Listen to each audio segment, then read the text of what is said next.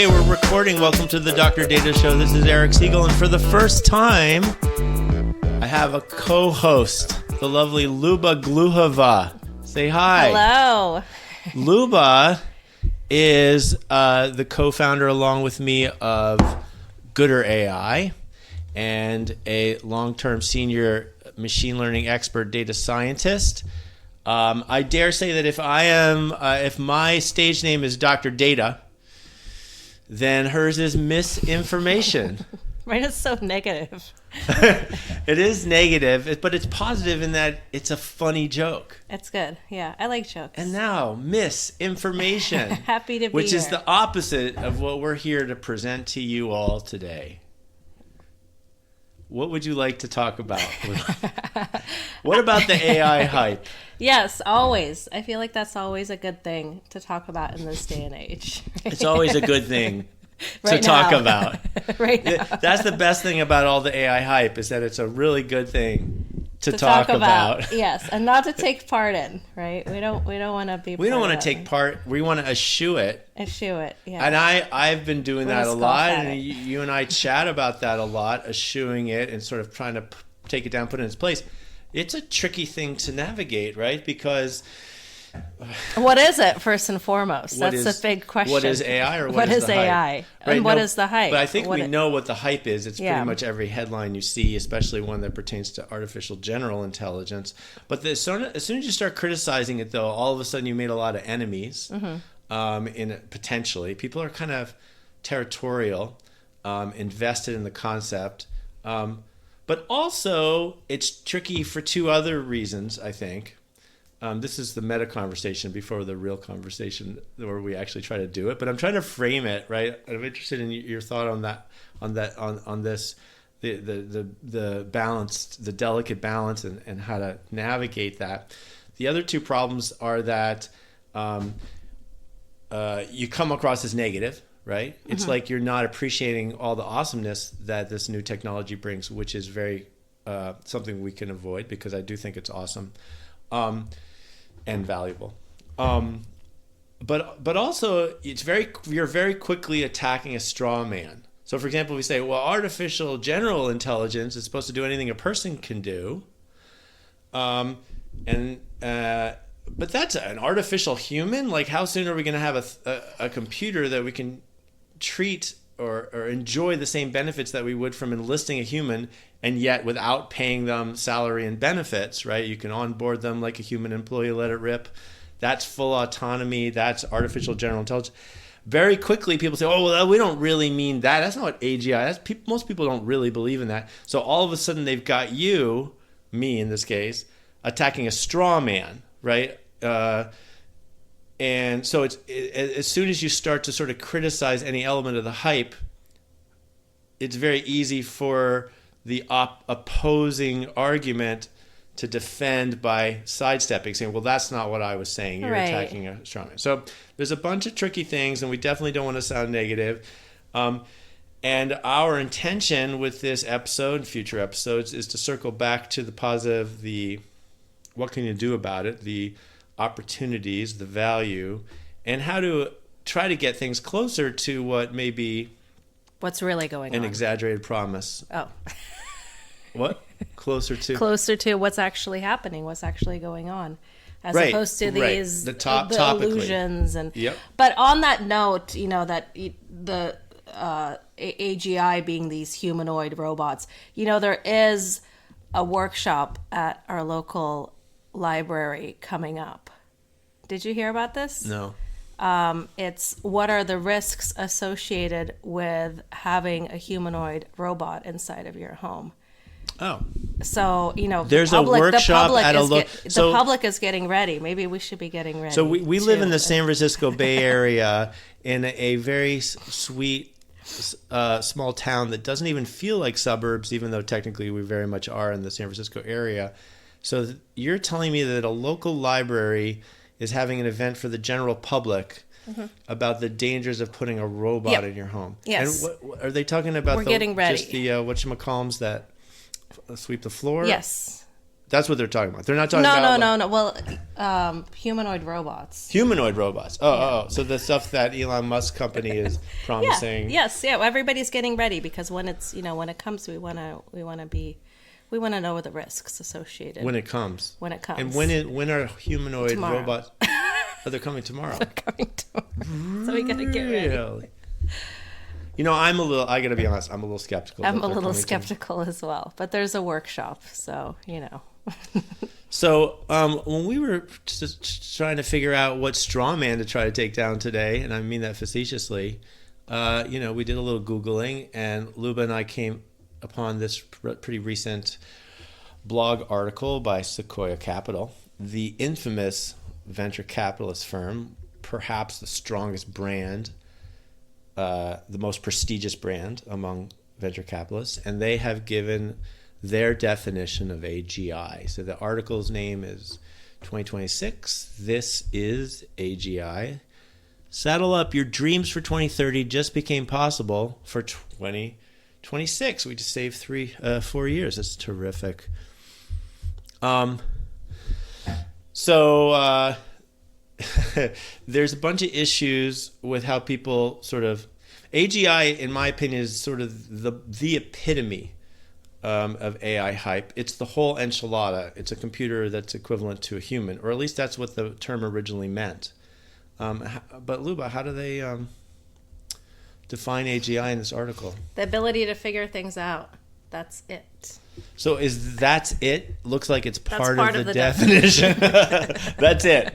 Right, and then there's an asterisk, so we don't try to challenge that. Discourage us from challenging. We could add that's it to the end of pretty much every definition. Yes. The whole purpose of a definition, if you look in Webster's dictionary, is to be concise as possible. Mm-hmm. So success, the outcome that was most desired. That's it. Right? So I think that would really help people understand the definitions. Period. But anyway, ability to figure. So what do you think of that definition of artificial general intelligence? Well, I mean, it makes me wonder about the spectrum of intelligence as a whole, or the definition of intelligence, and how this maps to it. They go on to say that it's the ability to have some sort of baseline knowledge, to reason over it, and then iterate its way to the answer, which all sounds great, but I feel like there's so much more to human intelligence than that. And some of the definitions of AGI draw parallels to human intelligence. Some of the definitions. But I mean, that's supposed to be... This one doesn't. So I'm not sure whether they're saying... It doesn't explicitly. Yeah. But my criticism of this definition is it's simply another variation of the age-old definition of AI, which is to be intelligent, to be smart. That's it. That's how I ended my concise criticism. That's it. That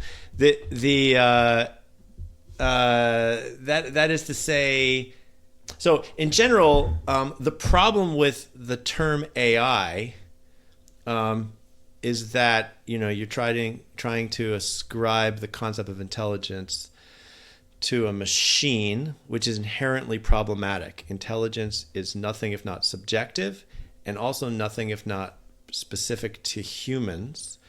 It invokes the kind of anthropomorphization that we fall into so readily and in a fun way with science fiction.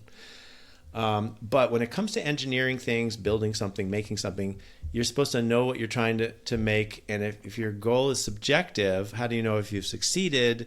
Right? There's these problems. So my opinion has been, and you and I were talking about this the other day, that AGI, people have been saying more recently, well, AGI, there's a lot of disagreement on the definition, and this article in particular is kind of like, does it really matter how well we define it?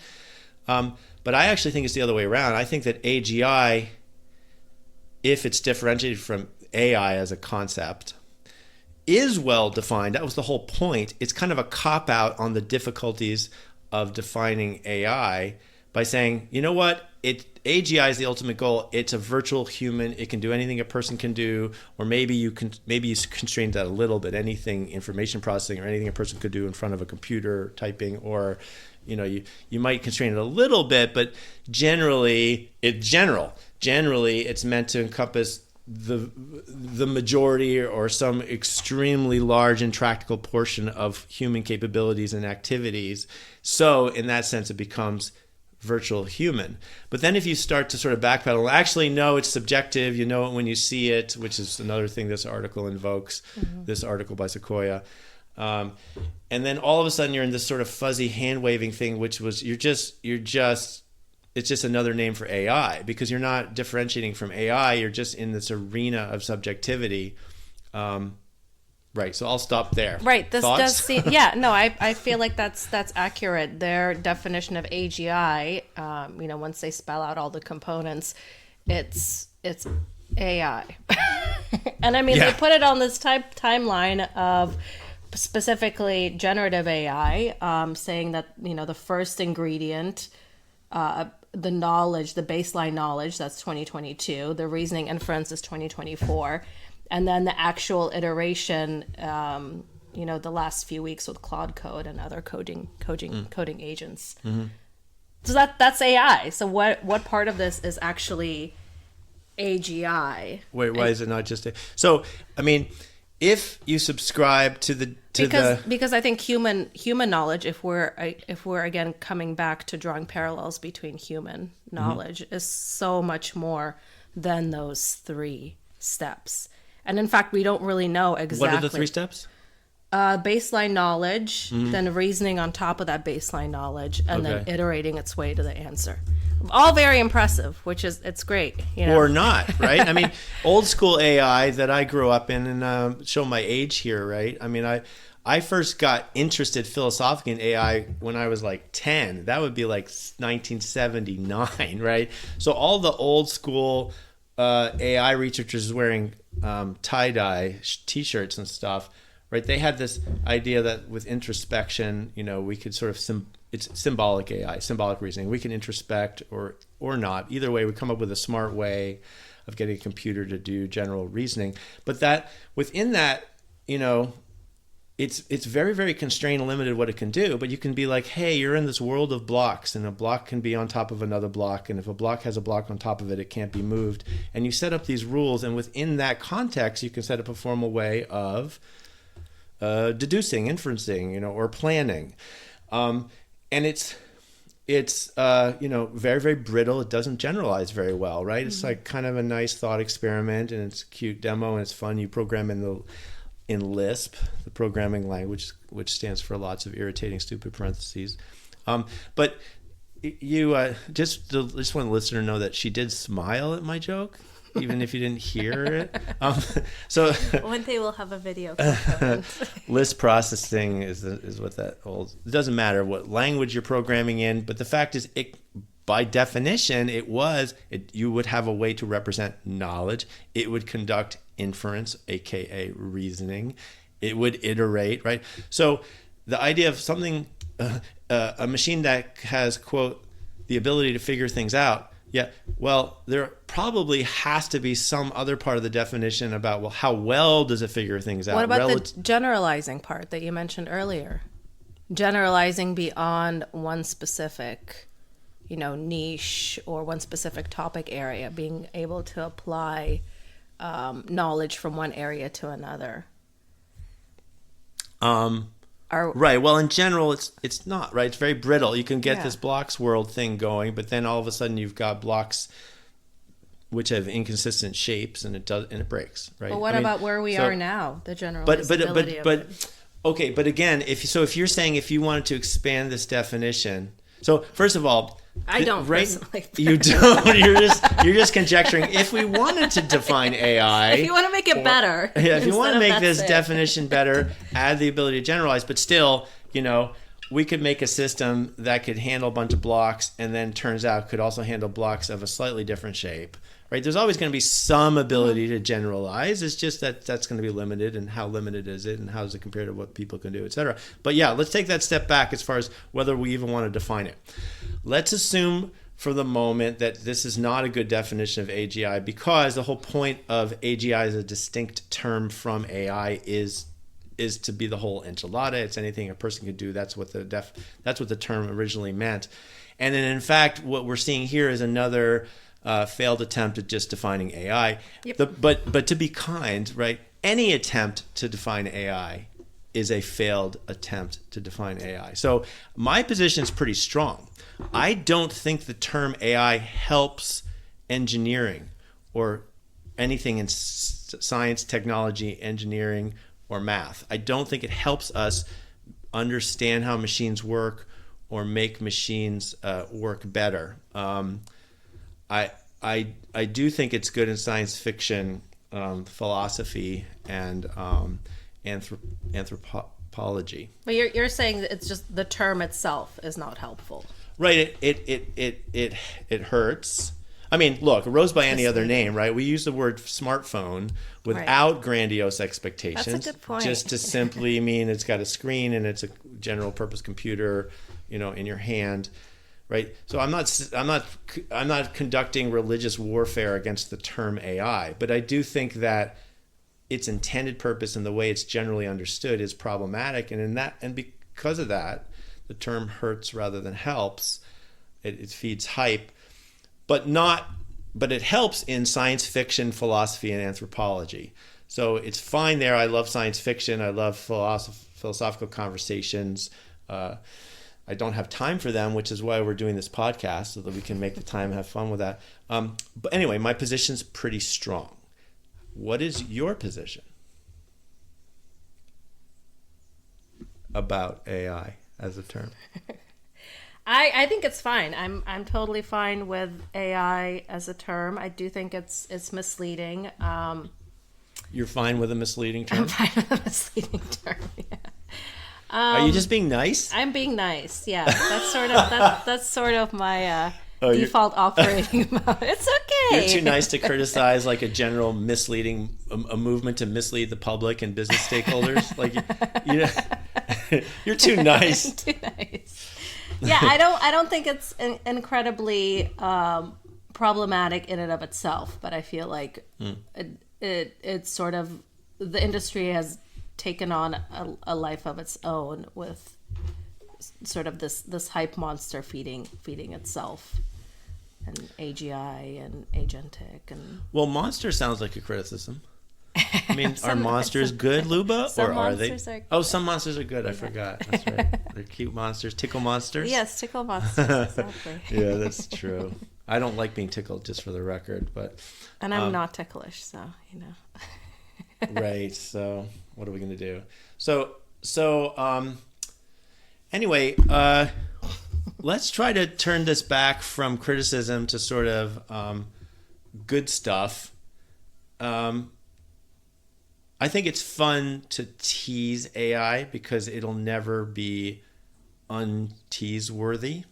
Let's just put it that way. So I think we can spend future episodes teasing it in various ways. It's definition, anything a computer hasn't been able to do yet. And then once it does it, it's well defined and not as impressive after all. It can play chess. Or relatively soon we'll be able to drive a car. Maybe a few decades, but relatively soon. Let's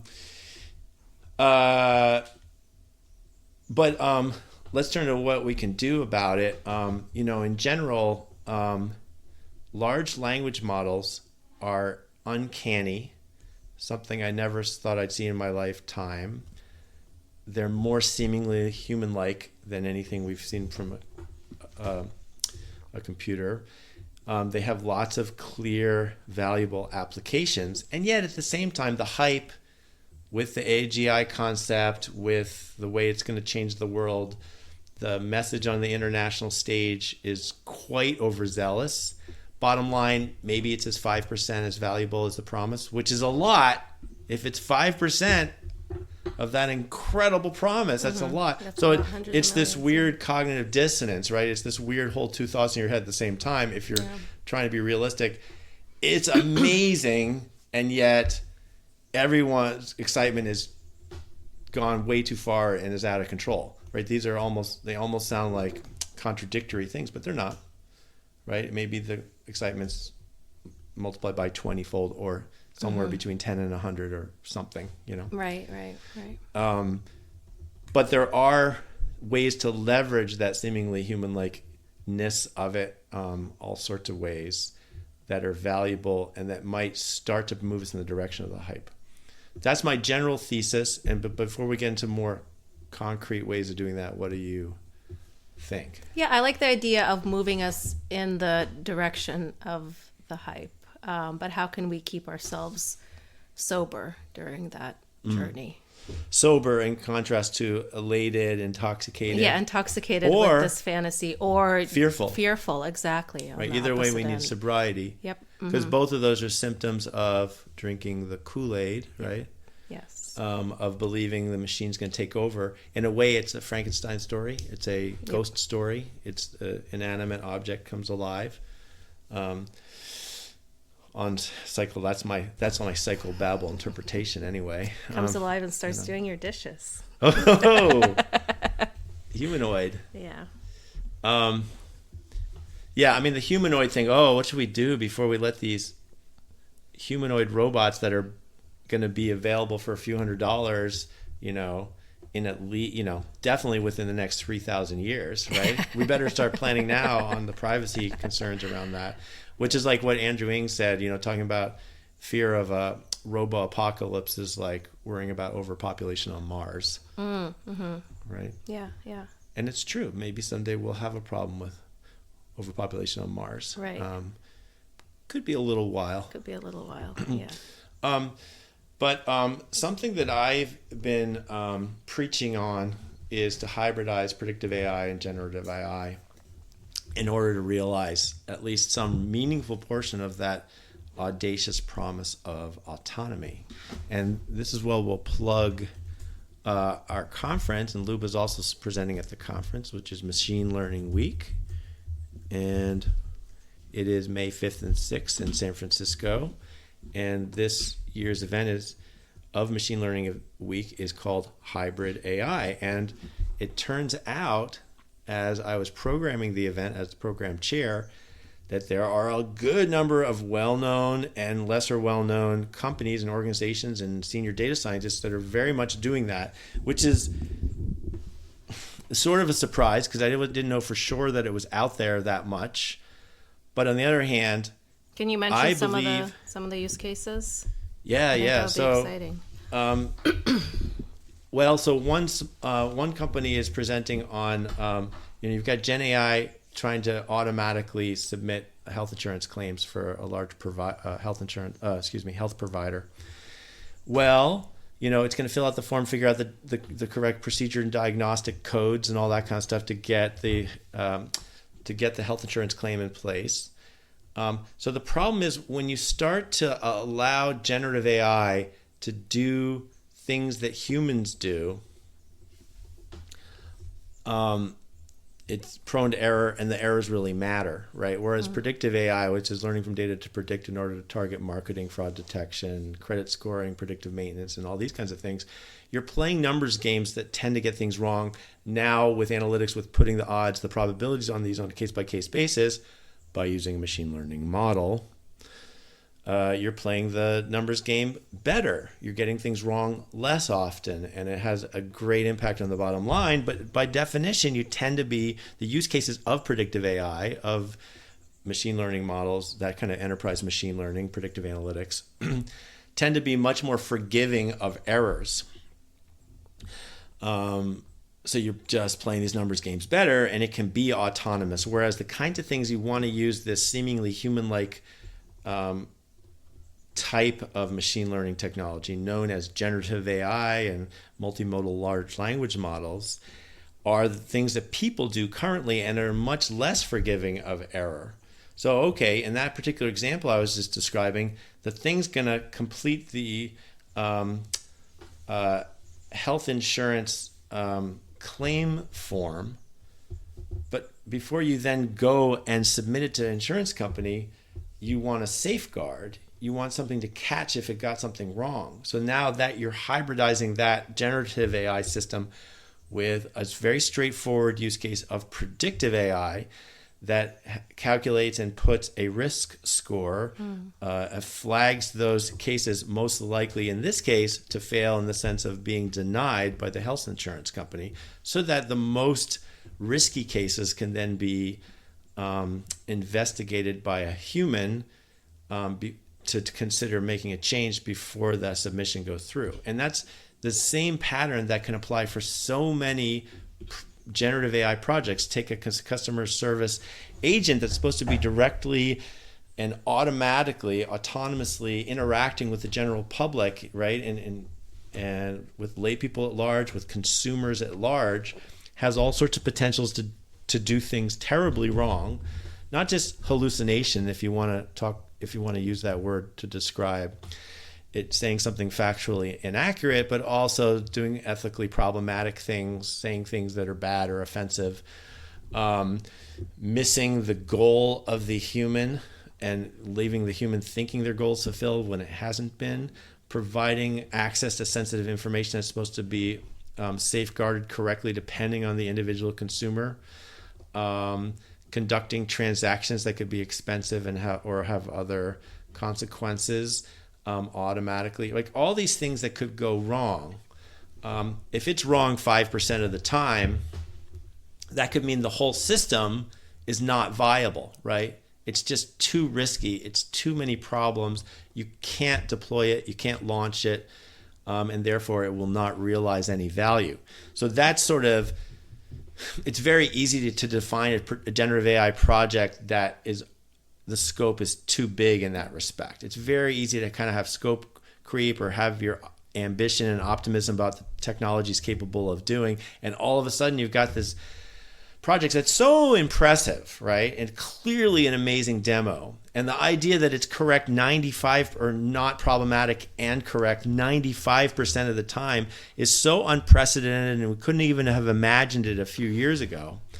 And yet it's not viable, can't deploy it. But again, this basic architecture put a predictive model, a machine learning model, to serve as a reliability layer on top of it, and funnel the problematic or the riskiest cases, most likely to be problematic, to that obviously more expensive human in the loop. So you're not pursuing this audacious goal of supreme autonomy, but you're realizing potentially a great deal of that audacious promise of autonomy and all the value thereof, right? We do want to automate. I mean, obviously there's some cases where there's ethical questions around it, but in general, automation means increased efficiency, which means computers do more of the stuff they're capable of.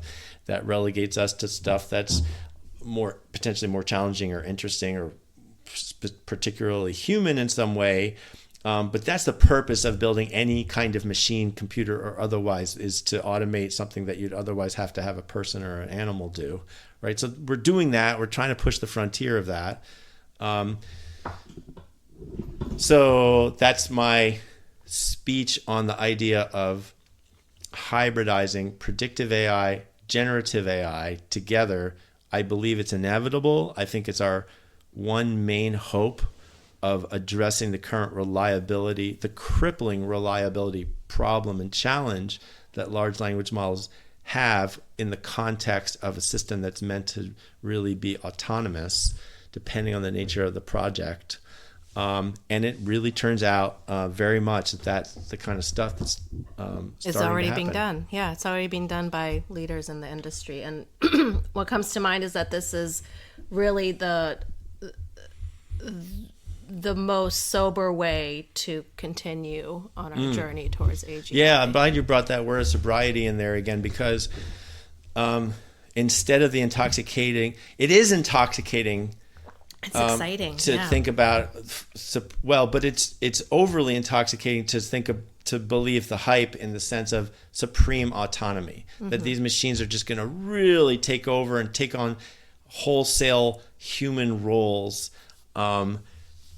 that's that's why science fiction is fun, because you suspend your disbelief and you willingly enter that world where you get to, they've got the robot friend, or like the different variations of robot personalities and stuff across all these movies, or fearful, right? That's always just like any other kind of horror movie, right? You've got it's almost like a zombie thing, the machines. But in real life, that intoxication, you're going to get a hangover, right? Because when reality sets in, it's no fun. So the sobriety is to say, look, this stuff is amazing. This technology is incredible. It can do new things.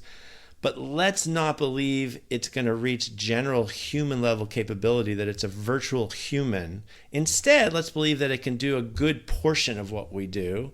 And it's really a matter of scientifically eking out what portion it can do. So just to pitch that, our conference, which is the main thing on the horizon right now, endeavoring in this, although the bigger picture is I would like to pitch to the world that sobriety and the need for hybrid. Our conference, Hybrid AI, it's the chapter of the edition of Machine Learning Week coming in May 2026, does not only address that particular hybrid of predictive AI versus generative AI. Hybrid, admittedly could also mean other ways of combining technology, but probably most of the sessions actually are instances of that particular kind of hybrid. In any case, we've got presentations other than the two, us truly, we truly, me and you truly. We've got presentations from Netflix, DoorDash, AAA, Amazon, IBM, Spotify, OpenAI, Discover Capital One, Microsoft, CVS, JP Morgan, Wynn Las Vegas, Twilio. They have a really interesting hybrid system that I actually wrote about in Forbes. AWS, State Farm, Salesforce, Hewlett Packard, and X, the Moonshot Factory of Alphabet. And you're saying you're still getting submissions in. And Google DeepMind. And more. Oh, well, we've been continuing to get... that's an interesting thing about the industry. This doesn't really help the conference because our speaker call closed mid-November and we were immediately booked up the program. But since then, I've been getting, we've been receiving several new but late speaker submissions every week, right? Which only goes to show you the general interest and the extent to which other companies besides the ones I just listed are also endeavoring in the space and interested in this space. So it's funny. It sounds more advanced. Oh, let's make it even more complex by combining these two different flavors of AI, right? They're both categories of use cases of machine learning, but they solve very different problems. They do very different things. Let's increase complexity in some way by combining them. But in a way, we're actually decreasing complexity because what we're doing is let's take the pressure off. Let's stop pretending that large language models are just going to get better by some definition, so much so that they are virtual humans and they can wholesale replace human roles, and instead be like, look, they can do a lot and they're not perfect, but let's leverage what they can do by judiciously putting a human in the loop. And that, by definition, is a predictive AI endeavor.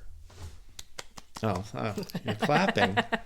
Wow, I've never been applauded by a co-host, co-host on a podcast. It is a great pitch. I hope everybody's listening. We're gonna do this eventually. There's no doubt in my head but the question is, are we going to increase the pain and cost of disillusionment by continuing on the hype trajectory? Totally. We are, but can we do that less and start pivoting now so it doesn't hurt as much? Join us. Let's join forces. There's room for one more. Be predictive. Hashtag be predictive.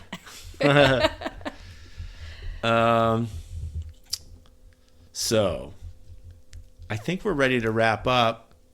Do you have any other things you want to talk about or any other thoughts?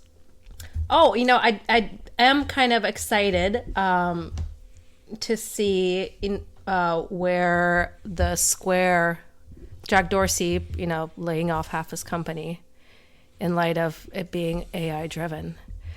I'd like to see where that layoffs. goes. That just happened. So, Well, there's been a few cases where companies were like, "Oh, let's just get rid of our customer service team."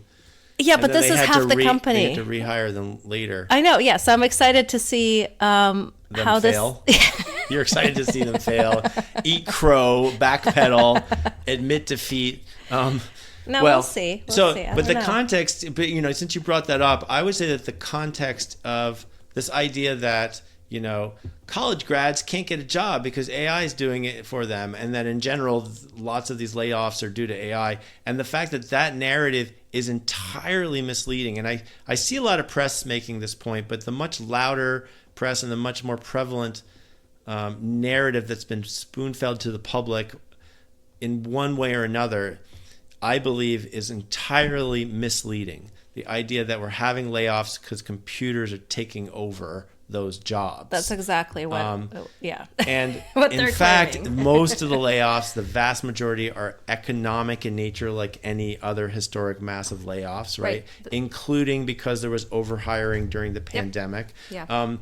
But that it serves many people's needs. They have an incentive to sort of imply, or one way or another, allow the public or the shareholders to believe that they're doing the best of the best, and they're on the bandwagon, and this cost cutting is a result of using the best of AI, even though it's not.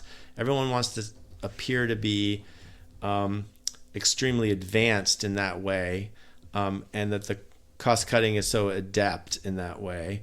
And then, of course, all the talking heads and leaders of the large language model type companies, OpenAI and X, not the Moonshot X, but the Elon Musk X, their leaders are going to be feeding that narrative, right? That's just a big component. Because there's so much money in it. It's a big, big component of the hype, the message of supreme autonomy, and that hype.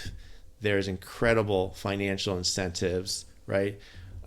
Which sort of brings up, when you hear somebody like Sam Altman, it's going to take over, and you hear them say these things, typically in very low, subdued tones that kind of cultivate a cult of personality. But whatever, regardless of their delivery, they're kind of saying, in one way or another, it's really it's emerging like life or what have you, and it's going to awaken and like it's going to take over. From the flames. Yeah, phoenix from the flames, or it is the flames from the phoenix. I don't know what that. But there's sort of a existential question: is to what degree, to these relatively smart people, and even Elon Musk, right? And I'm pretty. I have a big distaste for his politics, but. We have to admit that he's relatively technical for an executive. He does have a technical background. I don't mean to ascribe the inventions of his companies to him, but he is relatively technical. But when it comes to AI, right, he does the same thing as a lot of these other leaders were mentioning. Here's the existential question. To what degree do they believe what they're saying? I mean, we know they have a huge financial incentive to deliver that, and they've sort of crack the code. They realize that it doesn't matter the degree to which they're proven wrong over some long time horizon. There's so many ways to clean up the mess, or at least the cosmetic mess. Yeah. If not the and by they take the money and run. There's a lot of mechanisms for them to essentially take the money and run, even if there is an AI winter. So they have this huge financial incentive. To what degree do they believe their own story?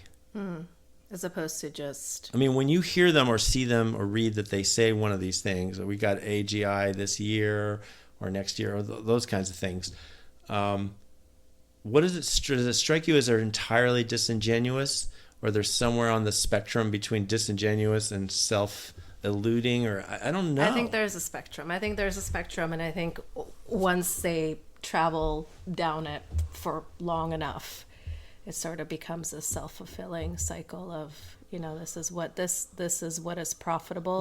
Wait, are you defining a con artist right now? I think are you looking at the Wikipedia article for con artist? She's not. I'm just saying. She's not even looking at the screen. Okay. That's yeah. where we are. So I don't know if that's a satisfactory answer. I just want to know, like, I want something to prove that they're just, that so and so is being disingenuous. I want to see I want to see them hooked up to a lie detector, that somehow one that has no false positives or false negatives, like a magic lie detector, and find out just what they actually The public think. demands it. Sign the petition. I demand after it. the show. Okay. All right. Well, with that, we'll leave you. Thank you, everyone, for listening, and stay tuned for our next episode of the Dr. Data Show. With misinformation.